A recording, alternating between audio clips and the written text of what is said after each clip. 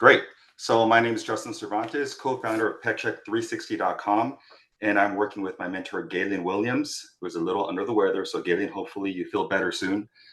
And so our business thesis is PetCheck360.com is an AI-first platform for tech-savvy pet owners, providing 24/7 personalized care guidance that enhances, not replaces, your veterinary care.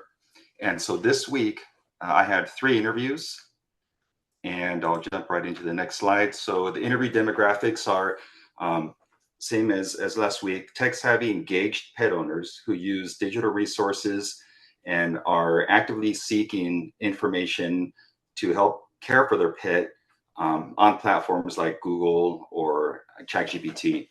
And the hypothesis being tested is if there's an AI-first platform available to them that's convenient and easy to use, would they in fact engage with it and use it to help them make more confident pet care decisions?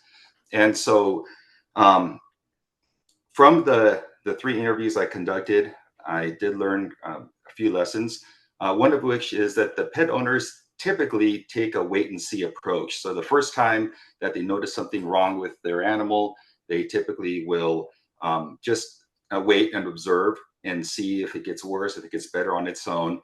But once they decide that they want information, then they want that information now. They want it quick. They don't want to have to wait for it, and regardless of what hour it is. So that's one thing that was universal across the 3 interviewees. And again, they want convenience and speed. All 3 mentioned that they want something quick and convenient. And again, once they are adamant, once they decide that they need to look for information, they don't want to have to jump through hoops or enter, create an account, anything like that. They just want it as soon as possible. And one pet owner actually mentioned that she prefers going onto forums because she wants to know what other pet owners are, what their experience is with a similar situation, and how they dealt with it and what solutions they came up with. And yet another one also, I don't have it on the slide here, but another one also mentioned that they look for references, like where is this information coming from? Is it credible? And so insights gained from these interviews, I learned that pet owners don't seem aware of AI's potential. They'll use it for general knowledge questions, but it can be very powerful when used in the right way. And so they don't seem to be aware of that, is from what I gathered so far. And they all definitely want something quick and easy, so that this product must be have a native app version available to them, and also low friction. Again, they don't want to have to, once they decide, hey, something's really wrong with my pet now, I don't want to spend a lot of time creating an account or waiting to receive a phone call from a televet or something like that. They just want an answer quickly to know whether or not they should take them to the 24-hour vet emergency, because as they mentioned, 2 of the 3 mentioned that it's very expensive to go to a 24-hour vet. And so if they want a second opinion, if that's the route they should go, they want to definitely have that second opinion to legitimize their decision to go. And another one is, again, I want to ask more questions, get some more interviews under my belt to see if this community thing is something that can be a value add to PetCheck 360. And so the next steps will be to continue with more pet interviews. And based on that, the value proposition, I changed it from last week to include everything that's an underline. There's 2 components that I changed or added. One of them is low friction, based on the interviews, provides 24/7 access, personalized, low friction health guidance. And another is offers a community component with an asterisk, because I do want to see if that comes up again in future interviews. And that concludes my presentation. Thank you very much. Thank you. just in practice the timing. Okay, you went over, but now I'm just gonna pass it to the mentors. Okay, Great job. Okay, thank you. I'll let everybody go first. Go for it, Doug. Yeah, I'll make a comment, and I make this to everybody. You got stuck on the second slide. There's a lot of information on that slide, and you went over. So, two suggestions. One is that you can focus on just two or three items on that slide, Okay, and what you can do is either bold the two or three items so that you can cover those rather than try because it's going to get more and more difficult to get all the information in the time allotted. And that's really one of the things you have to learn in this class. And so I just want to make the comment that it's real common for people to get stuck on that particular slide because there's so much information. So you need to learn to just prioritize what are the most important two or three things you want to emphasize and then move on. thank you, Thank Doug. you. Good job, by the way.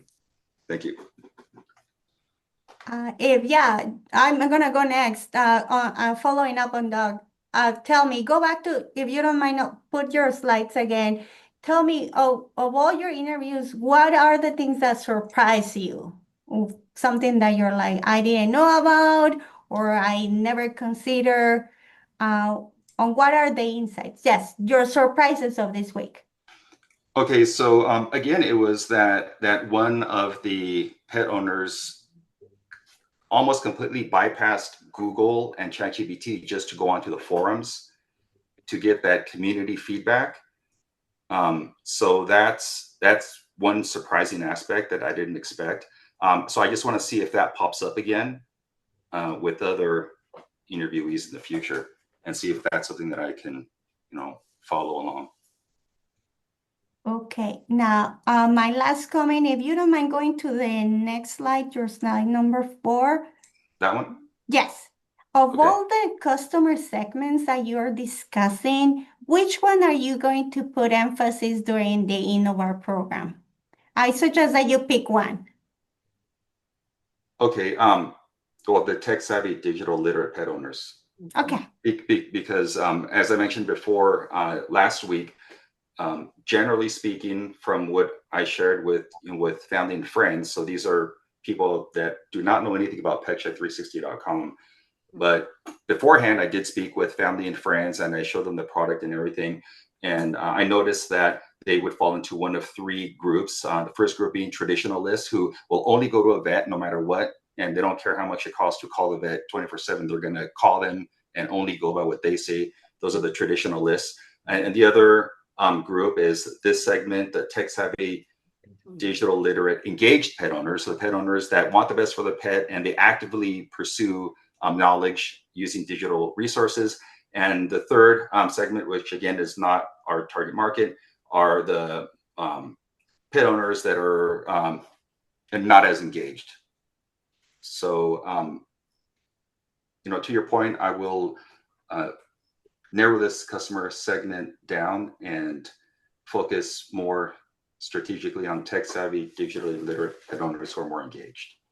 Yes, thank you, Justin. So Work with thank your you. mentor. This will be great. Okay, thank you. Thank you. Okay. Nekoje,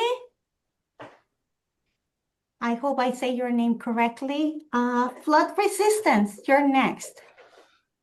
Yes, and I just wanted to note it's flood resilience, not Oh, sorry. resistance. Thank you. Yeah, okay.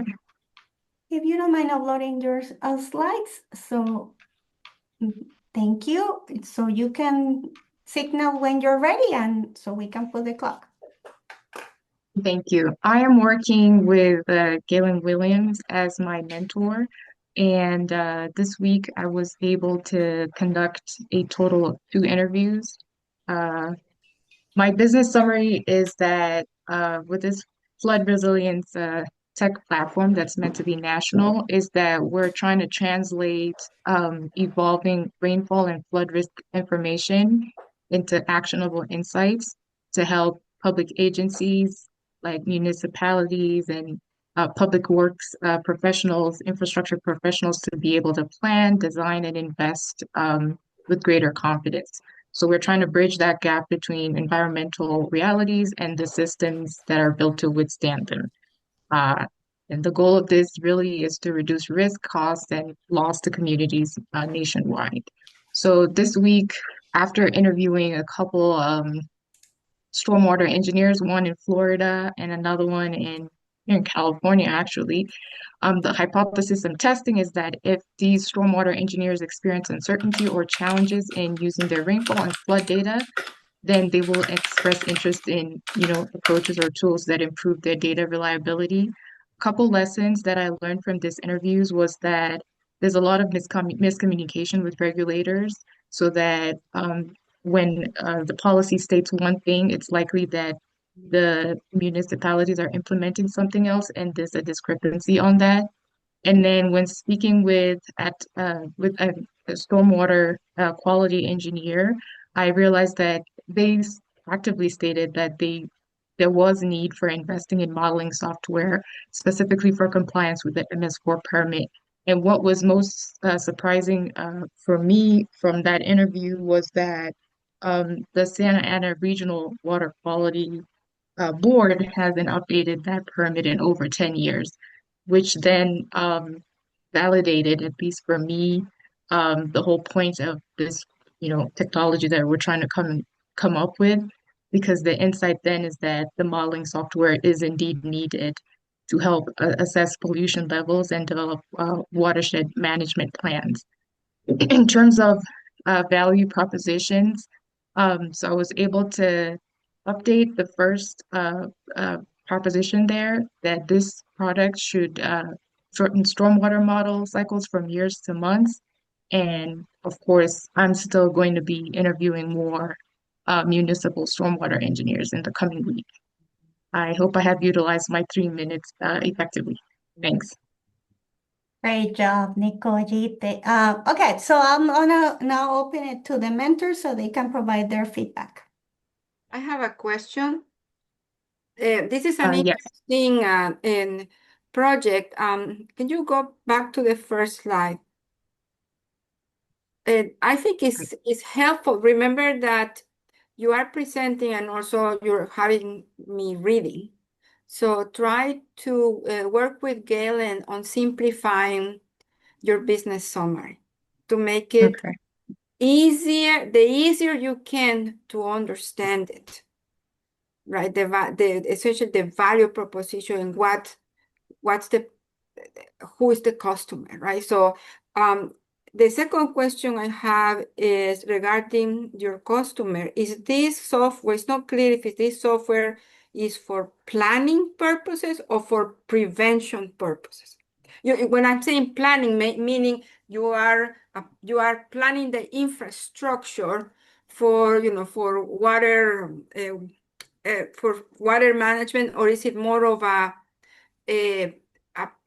an alert system or a planning for these engineers or the municipalities to, once the infrastructure is in place, then to prevent flood incidents? And I'll just give you an example. Recently, a neighborhood in San Diego was flooded. There was a heavy rain. There was a huge flooding, lots of damage. And it was not necessarily clear if it's a design issue or is it that they didn't plan ahead and didn't clean, for example, the drainage. Who will benefit from this approach best? To answer that question, so this is more of a resilience planning software platform, so that we're taking the FEMA updated rainfall precipitation data and assisting with a modeling software that will help stormwater engineers upgrade or update their infrastructure. So their water channels, based off of updated data that we're receiving from FEMA. This data will be coming out as soon as early next year.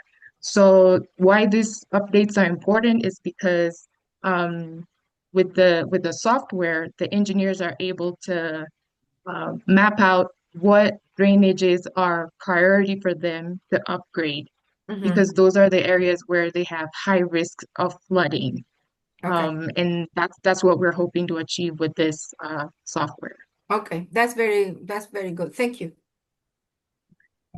I'd make a comment or two. I agree with Rosabelle. Your business summary needs to be much more concise.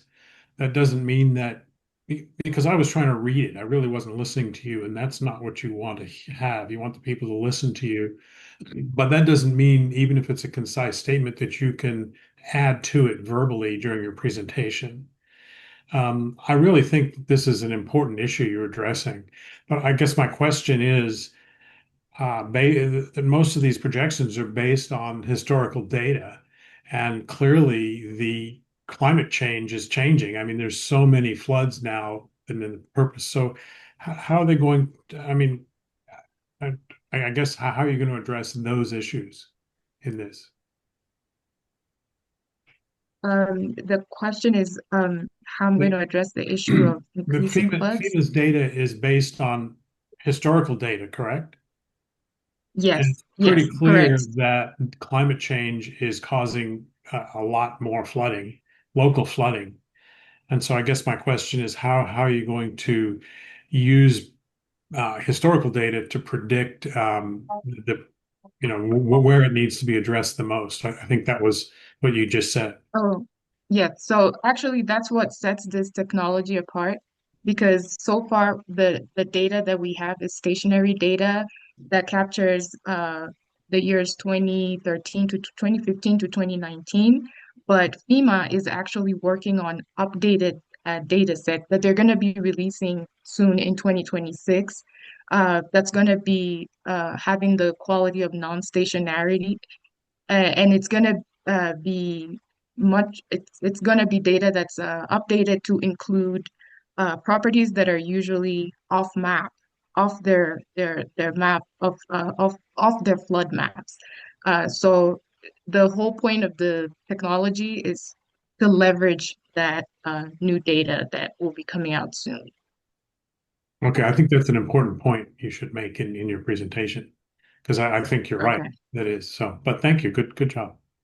Thank you. thank you. Nekoye, my observation very quickly. What you just told us, I want to see them in your last slide with your value proposition, okay? Because you Okay, made a great point saying it, but when you go to the last slide, when you're talking about value proposition, I didn't get that. It's like you're telling us, it's like you're using this to make sound decisions, okay? And I want you yeah, to reflect that in your value proposition and also in the first slide when you're saying, this is what I'm offering, okay? Thank you. yes, Okay, thank see, you. if we don't have any more comments, let's move to the next team. So Jay, Producer Island. All right, thank you. So just make sure my screen is showing because wait, how do I get this? Oh wait, give me a quick second. Okay. It's I understand in a professional environment. I should not be doing this and I should have everything prepared, but in three, two, one, go. Hi, my name is Sujay Subramanian, and I'm here representing me and my co-founder and chief data officer, Ara Vanima Reddy, here with Producer Island, and my mentor is Francisco Reyes. And our goal is basically build an AI-driven marketing tool that will assist bedroom trap music producers with being able to market their music more easily and deal with their administrative tasks more easily, allowing them to get back more time for practicing their craft and doing what they do best. And in terms of my weekly interview summary, I was able to reach out to 3 music producers, one former music producer who might return to producing music, and an artist manager and promoter. And the hypothesis I was testing is, will music producers enjoy having some kind of a AI marketing tool that will help make marketing easier for them and give them advice on how to segment and target their music? And some of the lessons I've been able to learn is that some type beat producers, which is a very niche field, have the issue that sometimes they lose creative control when thinking about how to sell their music or make music and don't know how to sell it because they spontaneously make it.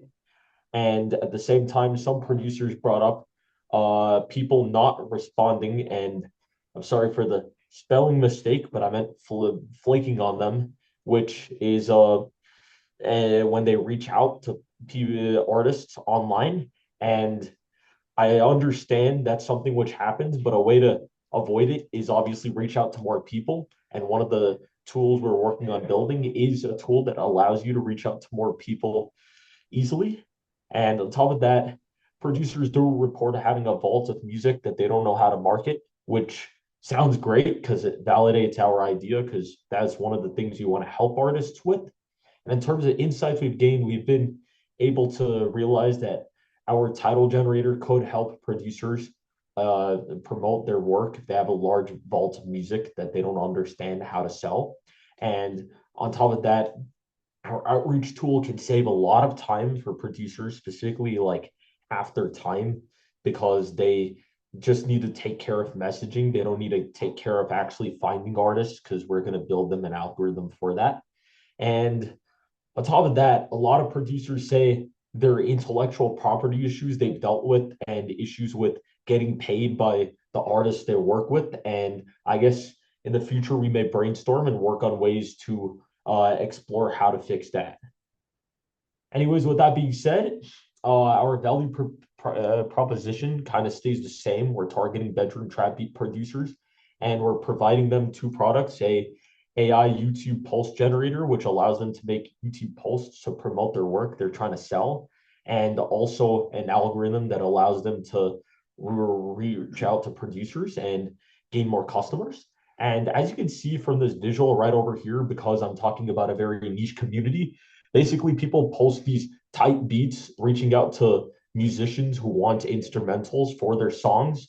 And what these type beats are meant for is to direct people to their stores where they can buy basically a lease or permission off a producer, who's, I guess, the supplier in this case, who supplies them with the instrumental they need to be able to make their music. But yeah, anyways, thank you for listening. Thank you. Let's open this for Q&A. Thank you. Sujay, I have to apologize, but honestly, I do not understand. I would say I understood 5% of what this project is about. Lots of technicalities and jargon. Beat producers, I don't understand what's the problem you're trying to solve. I don't understand the beat producers and bedroom. So you have to think about the people that you are presenting to, even if you are raising money, is people that may or may not know, probably will not know what you're doing. So part of the story, and this is for everybody, is to really engage the listener with a problem solution that is worth exploring. So it took us a little while to get to the flood resilience, but we recognize a big problem, and there's a need. So work with Francis on making it more understandable. And also it's not clear what is the problem that you're trying to solve. So get to that really quickly in the beginning, and then it's easier to follow, because after the first slide, I essentially lost interest, to be honest with you, because I got lost. Thank you. Okay. Go ahead, Doug.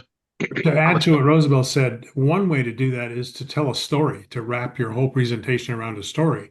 For instance, all these people who produce music have no way of monetizing it or working through, and that's the story you're trying to present, and also presents the problem.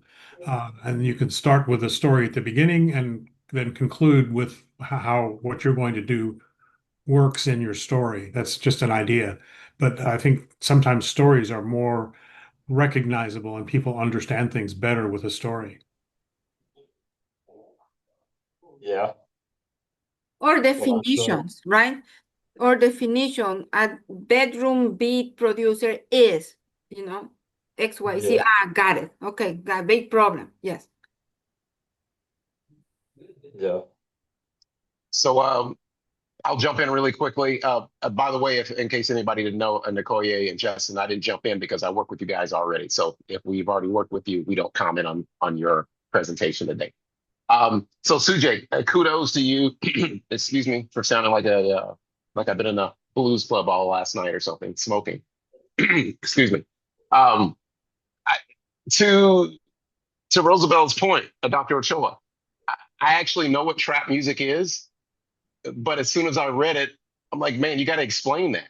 That is way insider. And I live in Los Angeles, so I hear about all these different music guys and producers, and it's very typical of the creative set that they're like tech people, except it's music. They get really insider with the lingo and the latest and the greatest. And you lost me, and I know trap music, and that's only because I've got a college age, son, and I read about trap music a few years ago. Okay, so definitely abstract a little bit. When I say abstract a little bit, bring it a little bit more high level so people look at your audience. We're not listening to trap music, man. We're just not.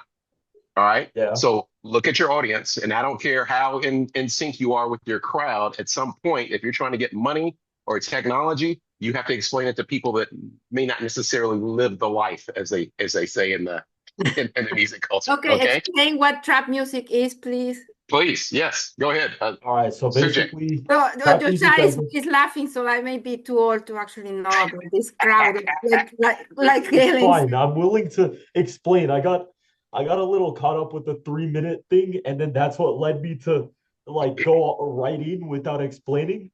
So, I'll work on having a section, my first minute be actually explaining everything and telling everyone, because I guess the presentation I did last week, I tried my best at doing that, but that's for sure something I need to work on. But anyways, trap music, I guess start off, I shouldn't even use trap music as the entire starting piece, but I would actually share my screen and give this explanation, because I think that would be a lot better for a lot of you.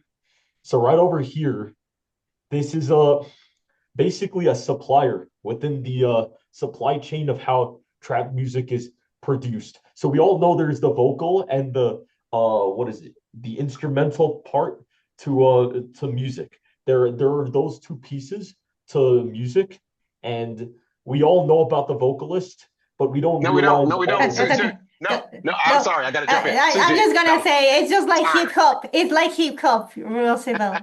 Sorry, we're running out of time, Sajay. I'm sorry. So it's like hip hop. I agree. One more comment, then yes, you have to be able to explain it, and this is a practice thing in 10 seconds without having to use a slide or a screen. Because if we are in the elevator and you're asking money from me, I'm going to ask you, and you cannot say, let me open my computer. So you have to say, is this hip hop or is whatever. So yeah, let's move on. But can I say one thing really quick? Sujay, find the top 2 trap songs that are popular right now, or people that we may recognize, and say that's an example of trap music in the story. Yeah.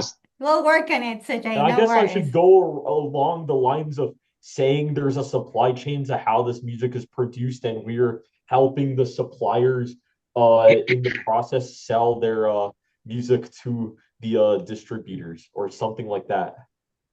Yeah. Thank you, everybody, for the feedback. We'll work on this jargon elimination, and we'll put some bits in there as background. How's that? Anyways, let's move on to the next one. Thank you, Sujay. Krista, you're next. Hello. How is everyone tonight? Good, thank you. Okay. Let me know if you can see my screen.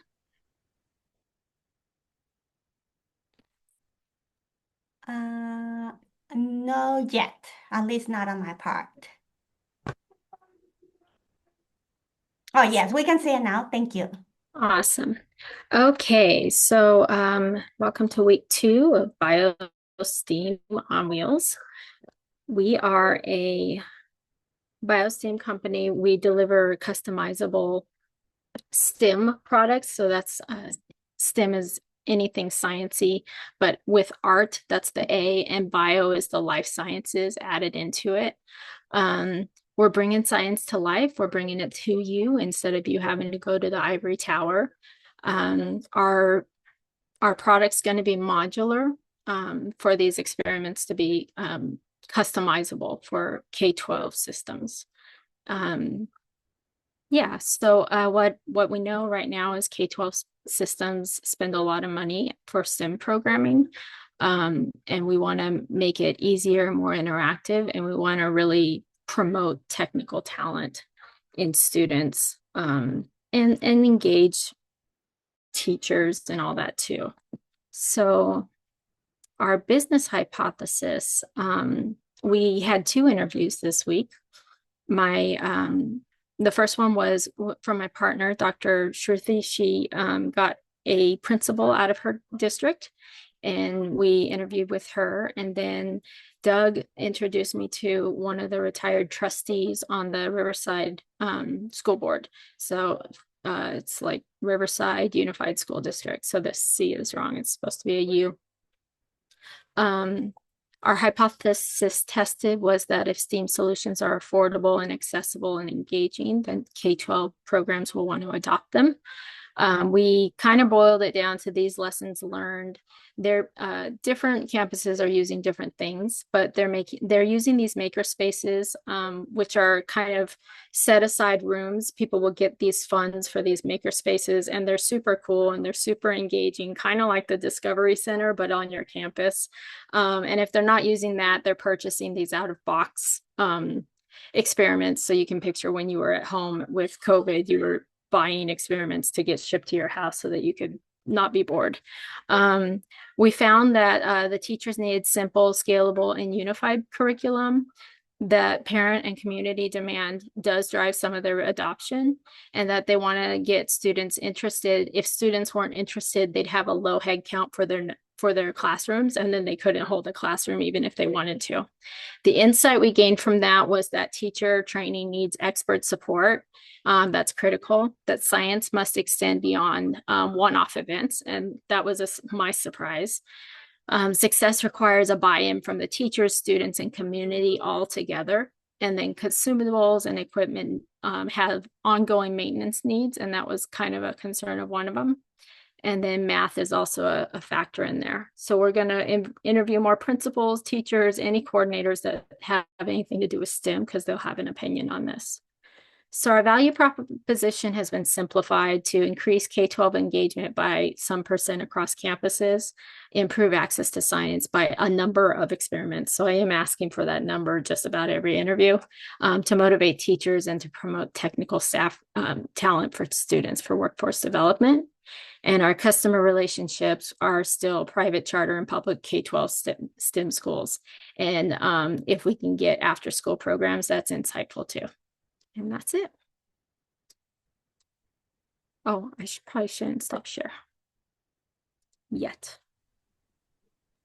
Okay, great job. Okay, Galen, you raise your hand. Let me put on my audio. Yes, can we go back to the first slide, please, Krista? Good job. Applaud what you're trying to do. I guess, okay, that's the value prop. Yeah, I'm trying to use my home key. It didn't work. Okay. Okay, business thesis. All right, customized modular experiences. Okay, and by improving access. Okay, so, and this is early. We can go back to the value prop now. I'm just wondering, you have your hypothesis. You've had a couple, how many interviews? Was it 2? It was 2, yeah, with 2 2 more interviews. scheduled. Okay, so you still got 2 more to schedule. So, and granted, I'm a little foggy right now because I'm not 100%. But the question I had when I was trying to reconcile your value prop with your opening statement, which was or is, what is really going to move the needle for STEM adoption? Is it community?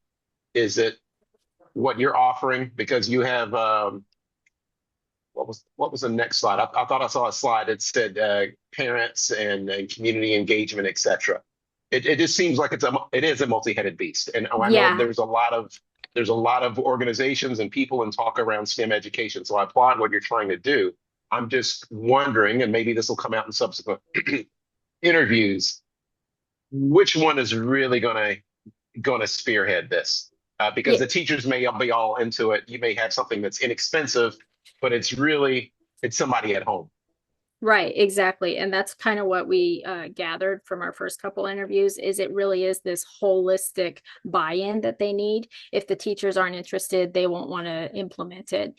Some of the parents are giving pushback, especially in some of these districts. Other districts aren't going to care.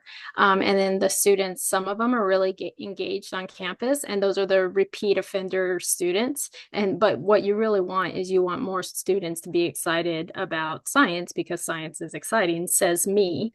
But yeah, it really is kind of this, maybe even a 3-part stool that has to be supported for the success of anything innovative coming in. And that's where I was going. So if it is a 3-legged stool, or if it's 4 or 5 or 6 legs, it would be interesting to see as you develop this a little further along and have more interviews, which leg can you have the most impact, or which leg do you start with? The lowest barrier. That's a business speak for you. I was trying to avoid the MBA speak, but yes, you're ahead of the game. I forget you're an educator, so you know all the lingo. Yes. Okay, cool. Thank you. Okay. Just to keep in mind, I don't want to Yeah, guide you and no. say this is what you have to do, but when you're dealing with all of these external influences, you kind of have to pick and choose to see which one is going to give you the biggest return for your efforts short term. I agree. All Thank right. you. Krista, great job. I really like that you actually pay attention. Say like, these are the things that surprise me. With that said, if you don't mind moving to the last slide, I want you to consider answering this question. Of all these customer segments, which one are you putting emphasis during the INNOVAR program? Okay. Okay, so I can answer that with Sure. I'm more eager to get the person with buying power. That is not a principal. It is closer to that would be the trustee of a school board because they have a lot of influence on that purchasing power, although they're still not the purchasers. So yeah, I think there's a lot of voices that go into purchasing, but whoever can buy it and is, can understand the value and then purchase, that's who I want to get to. Okay. Fantastic. Thank you. So I have a couple of comments, Krista. So the first thing is regarding customer. We're talking about who's the customer, right? Mm-hmm. And normally we focus on an individual that is going to be buying your product. So and I don't know if a private, charter, or public, STEM-centric, they have who has the decision power to buy products. Is Right. it the same title of person with the same profile, or are there different people depending on each entity? Yeah, as I'm learning, the public schools are going to be different. They have a higher up purchaser. The private and charter schools, because they're a little bit smaller and tight knit, that coordinator is going to be more accessible. And then it's just about finding the pain to see if they really want to change over, any of their STEM approaches if they're lacking. So the first thing is in this class is that at least right now, it may well be that you have two different types of customers, and you need to identify the individual that is going to make the purchase.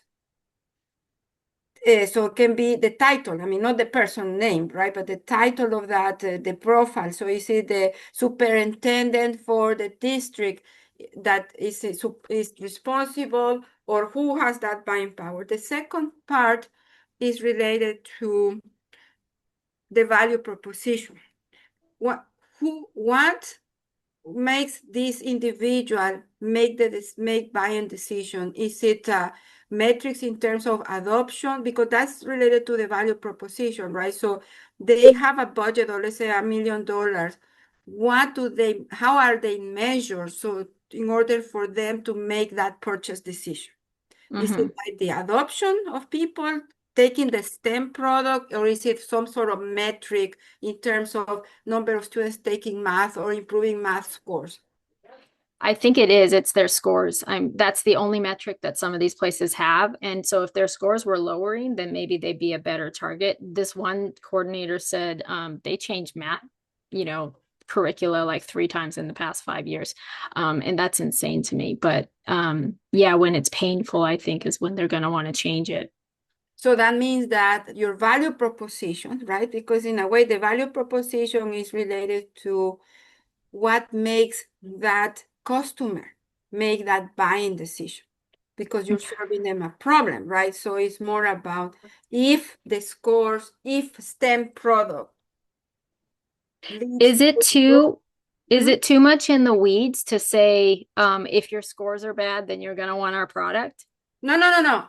It's a value proposition. So for example, what makes me, what's the value to me, right? I mean, so let's say that I am the buyer and I am measured by scores, math scores, right? So increase engagement by 10% using STEM. Is that really, how much do I care about that? You don't. You want scores. Exactly. Okay. Exactly. So that's what this value proposition is about, right? Value is the value to your customer. And I think I asked this quantification question before. Mhm. I can't justify that I can increase scores. Exactly. I understand that. And it's a very difficult thing to do, right? Yeah. Absolutely. So then that's the probing part. If I cannot guarantee you, thinking to yourself, if I cannot guarantee an improvement in scores, what other value metric is there that will incentivize these customers to purchase this product? Mhm. Right? Is there a comparative trick that you could do? Because what I found with these two, one was very high affluence, and then maybe a little less more underserved population. If I do the math, there's 40 experiments happening on the one set of campuses, and like 10 possibly, maybe if they're lucky, on the other set of campuses. Is that a number that's valid? Well, that's a very interesting point, but that's probably something to discuss further. But also, I will think about then there's two different buying and behaviors here, right? The one that is constrained, both entities are driven by scores, right? But one is more affluent and has disposable income than the other. So in which one would you make a difference? So that even can be your selection of who's your customer. Okay. This is very interesting, but also requires a little bit of Digging. more digging, yes. Thank you. Okay, thank you. Last but not least, it's already 7:02 p.m. So if you don't mind, let's get like the attention to our last presentation. Josiah, you there? Yes. Hello, Okay. everybody. Yes. So go for it. Okay. Awesome. I'm the CEO and founder, Josiah Bruni of the Changing Lives Association. And my partner is Jackie Melendez. Our mentor is Doug Kilmer. And our organization, the Changing Lives Association, is rebranding social entrepreneurship for changing lives. By transforming civic engagement into celebration with youth serving agencies. To build pride, safety, and unity, we simply make giving back a party. This week, I was able to do 3 interviews total. Wow, now it don't work. Okay. Our interview demographic are current county agencies, school districts, parks and recreation departments, and NGOs. My hypothesis to be tested is if our customers implement our State of the Youth strategy, then they will achieve positive impacts for youth engagement, reduce crime and reduce drug activity, and increase community pride. The lessons that we've learned this week is that counties and cities are looking for programs that uplift community pride, and they want services their services, they want services that don't have so much red tape and produce slow results. So our fast-paced 5-hour, 5-month model may be an issue or not an issue, but an actual benefit for them. Our insights gained are in some of the communities, the staff are scared to interact with the participants, and the counties have a significant budget. I was thinking that they didn't have so much money to spend on services like that, but I found that they're spending upwards to 20 to 50,000 on one type program in service learning. My next steps are to schedule more interviews with parks and rec leaders and NGOs, and then evaluate our prices and ensure that we're within market rate, so we're not underselling ourselves. Our value proposition is we provide plug-and-play civic engagement programs that transform community service into creative action and basic celebration. Our projects save staff time and resources while producing visible neighborhood improvements.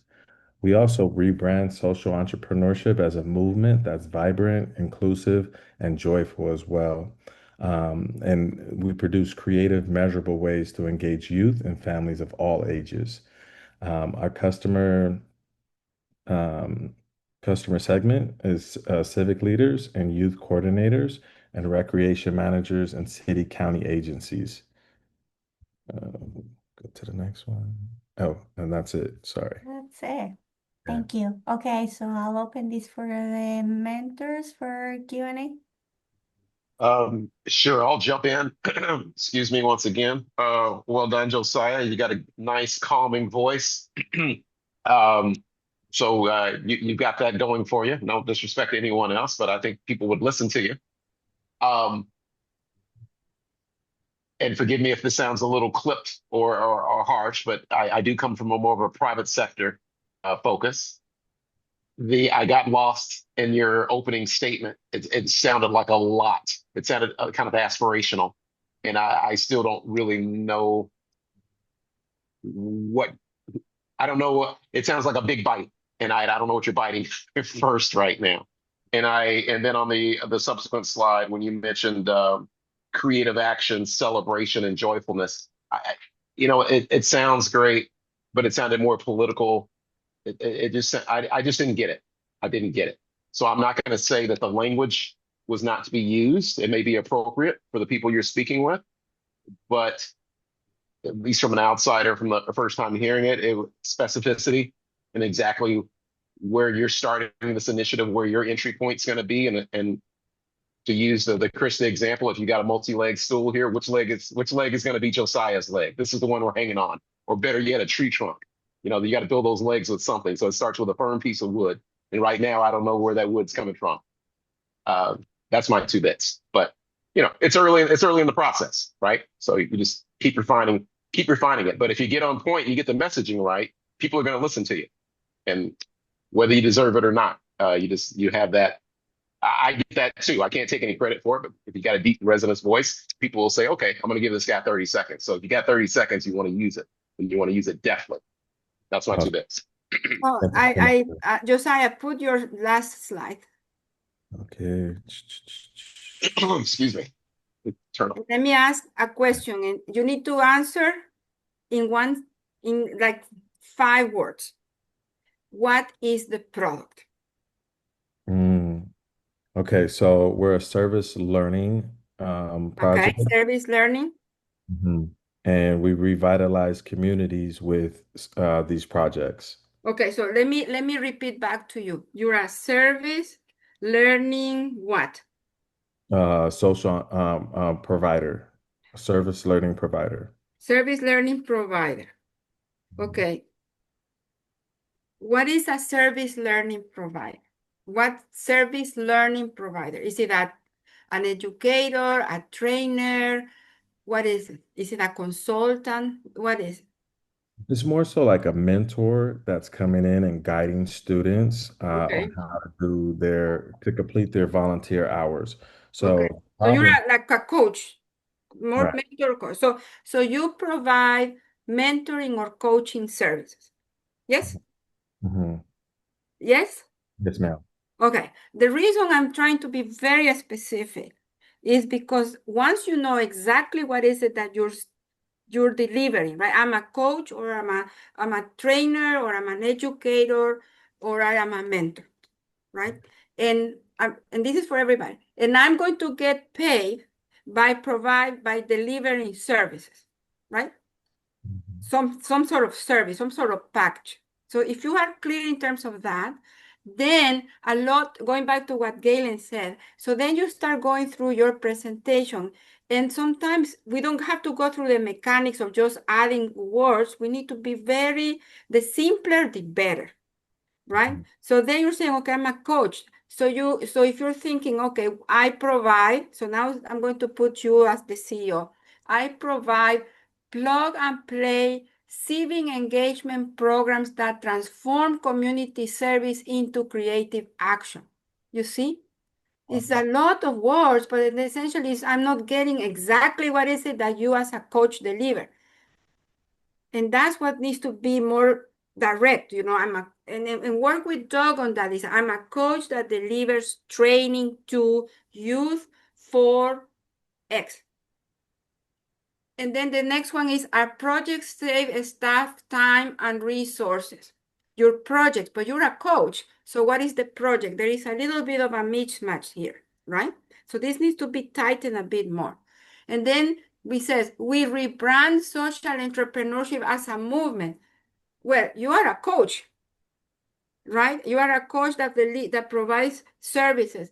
The rebrand social entrepreneurship may not fit here, right? That is more of a statement about the mission or the vision. So, and then he said, we produce creative, measurable ways to engage youth and families. But you're a coach, so are you coaching youth? Are you coaching? So you see, as I go and read each one of those statements, I see contradictions, and then I still don't get it. If you are, what is it that the product you're delivering? So this needs to be tightened more. The next piece is, okay, so if you're a coach or a mentor, then you have multiple, what you have here is multiple customers. You have civic leaders, and you're going to sell to that person, to those civic leaders in one way. Then you have youth coordinators. You sell to those people in a different way. They have different metrics or interests. And then you have a recreation manager. They have different metrics and interests. So almost like you have like 3 or 4 different customers here. And you have to sell to all of them. That may be difficult. So you go back and saying, who are you? What do you deliver that is value? What is the product? And then who cares for that particular product? If my product is I'm a teacher, or I'm a coach, or I'm a mentor, I'm going to get paid probably by hours or by license or by something. So then what is it that I'm going to be delivering as a product, and who's going to buy it? And that's going to drive also my customer segments and your value proposition. So it requires a little bit of thinking before you actually even start interviewing, because then that's going to drive how you actually approach your customer. Mhm. So meet with Doug tomorrow or as soon as possible, and kind of like structure this differently based on the nuggets, and then take your questionnaire in that along those lines. Okay. Yeah. Thank you. Yeah, I love it. Okay. Well, my only observation goes along those lines, but remember, it's like every single slide is going to be aligned. Okay. So once you think about this as a business concept, and we can do this in 1 second. What is your minimal viable product? What is the minimal thing that you're going to offer? Like the basic, okay? Don't go into all these complicated things. Like, what will be the minimal thing that you're saying? Like, I'm going to help with customer service or community service projects. Think about that and how that is going to be transforming communities, but use that in your business model canvas, and use it in your first slide, and use it also in your hypothesis. So every single slide, every single thing aligns with that thing that you're doing, okay? So it goes along the lines with Roosevelt. It's like, right now it's like too separated because you're trying to accomplish many things. It's awesome, but there's so many things. Pick one. Just stick to one. The most basic one, okay? With that said, thank you everybody. As you notice, this has been recorded. I'll share this with you so you can read it and watch it in more detail, discuss it with your mentor. With that said, I wish you a wonderful evening, good night, and I will see you next week, okay? Thank you, Good night, everyone. everyone. Yeah. Good night. Bye.